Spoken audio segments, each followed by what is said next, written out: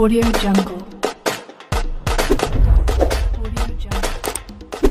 متابعينا الكرام، السلام عليكم.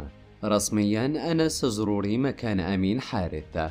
زروري المتألق هذا الموسم في صفوف بريلي الذي ينافس بقوة على بطاقة الصعود إلى البريمير ليج، وذلك من أجل تعويض مواطنه أمين حارث الذي تعرض لإصابة قوية أبعدته عن أرقى حدث كروي في مشهد صدم الجميع. وقد تم استخلاص جواز سفر مغربي للاعب أنس زروري الذي كان متواجدا بالإمارات العربية المتحدة، وقد تمت دعوته كي يلتحق بصفوف الفريق الوطني الذي سينتقل لخوض لقاء ودي بالشارقة أمام نظيره منتخب جورجيا. ويبلغ زروري 22 عاما، يشغل مركز متوسط ميدان أيسر. تألق هذا الموسم مع بريلي بعدما سبق له حمل ألوان أندية شارلوا ولوميال. وسبق للعديد من وسائل الإعلام الموثوقة لدينا أن أكدت في أكثر من تقرير أن زروري يتطلع لدعم عرين أسود الأطلس.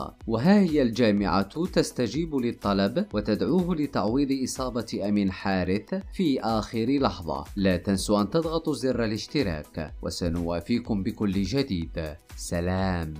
Audio Jungle. Audio Jungle.